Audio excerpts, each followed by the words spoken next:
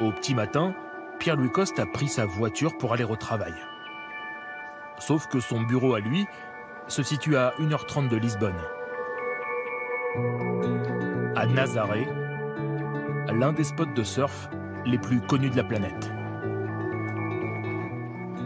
Le fait de savoir que les plus grosses vagues au monde cassent ici, ça apporte beaucoup de respect, je pense. J'adore l'atmosphère ici, en fait. J'ai passé des moments vraiment inoubliables ici. Et juste l'énergie qu'on ressent à chaque fois, c'est vrai que c'est quelque chose de spécial. J'ai toujours le cœur qui commence à battre, mais ça vient surtout d'une énorme motivation, en fait. Un peu d'appréhension, mais aussi voilà, beaucoup de motivation et hâte de pouvoir voilà, tenter ma chance aujourd'hui. Certains rêvent de surfer ici une fois dans leur vie. Et lui en a fait l'un de ses spots d'entraînement. Sauf qu'on est à la mi-novembre, la période des grosses vagues. D'ailleurs, il n'y a que des surfeurs et des jet skis dans l'eau, mais lui va quand même tenter sa chance, comme il dit. 1h30 à faire du canard pour passer sous les vagues, à ramer et à tenter de prendre des vagues sans aide et dans des conditions extrêmes ce jour-là.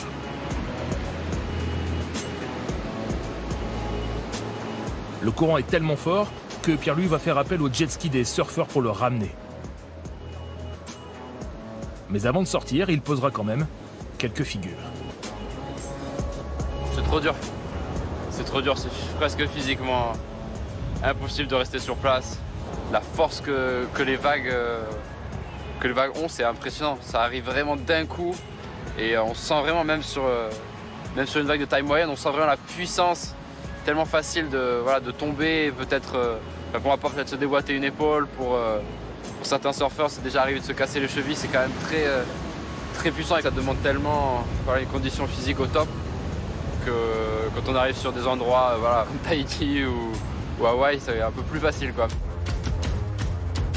Et lorsqu'il est à Hawaï, à Tahiti ou ailleurs, et que les conditions sont meilleures, ça donne ça.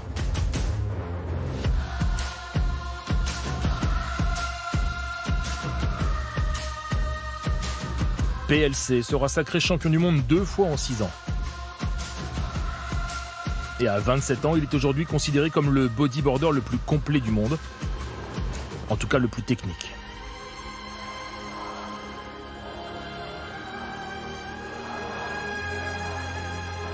Cette figure s'appelle un gainer flip, sorte de coup de pied à la lune. Mais cela aurait pu s'appeler une Pierre-Louis Coste, parce qu'il fut le premier à la réaliser en compétition. Le Français s'est donc posé là près de Lisbonne, il y a maintenant 6 ans. Au départ, pour des raisons de cœur. Et s'il est beaucoup resté à la maison en 2017, c'est qu'il a une très bonne excuse. Pierre-Louis est devenu papa. Un petit Benjamin, avec sa femme Ruth, bodyboardeuse, elle aussi.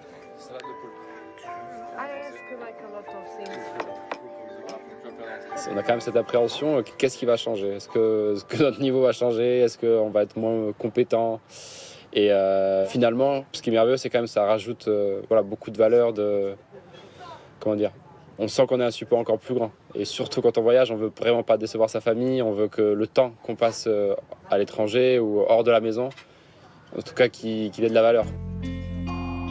Justement, Pierre-Louis doit partir. À 2 heures de vol d'ici, pour la dernière manche de la saison sur le World Tour. Cela se passe aux Canaries, près de Galdar. Il va retrouver tous les meilleurs riders de la planète, à commencer par un Français exilé ici, Amaury Laverne. L'autre Français double champion du monde, sauf qu'Amaury fait quand même une différence entre lui et Pierre-Louis. À 12 ans, on le voyait surfer, on se disait déjà waouh, ce gars-là il va être champion du monde.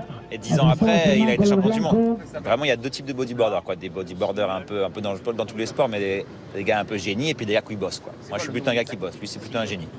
C'est-à-dire que les gars qui ont ça vraiment inné, quoi. Techniquement, il n'y a pas vraiment de bodyboarder meilleur que Pierre aujourd'hui sur cette planète. Mais c'est pas pour ça qu'il va gagner toutes les compétitions. C'est l'heure du premier tour. Et pendant que les autres s'échauffent, lui regarde l'océan. Pierre-Louis enfilera son lycra au dernier moment. Il sera aussi le dernier à descendre à l'eau, à rejoindre les 2 autres riders de sa manche.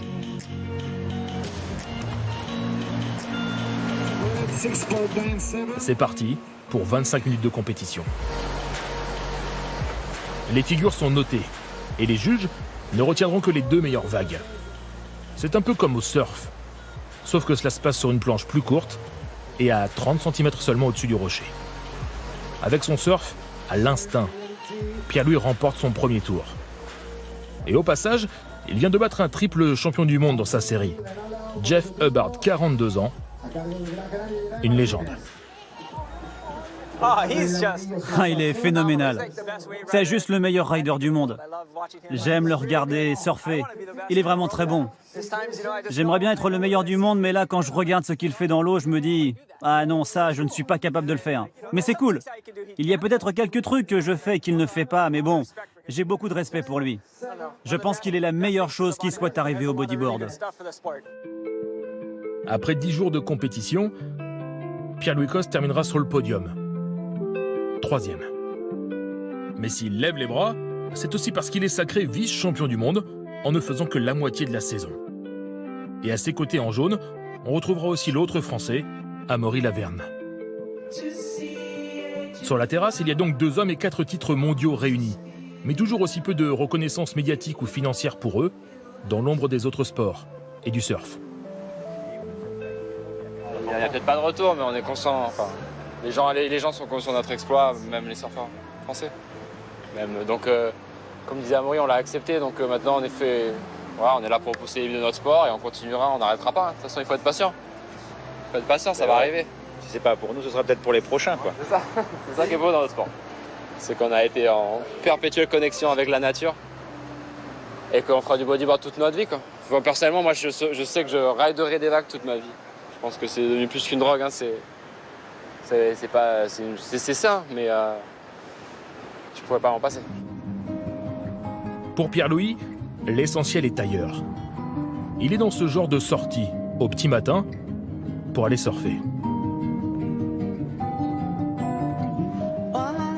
Le voilà accompagné de son ami Antoine, caméraman.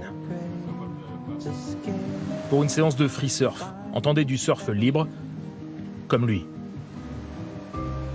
La session sera filmée.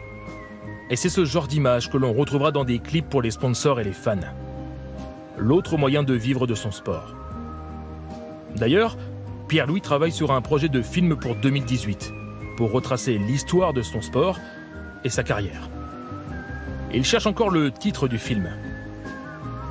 Mais avec ce genre de décor, avec une telle connexion à la nature, il ne devrait pas manquer d'inspiration.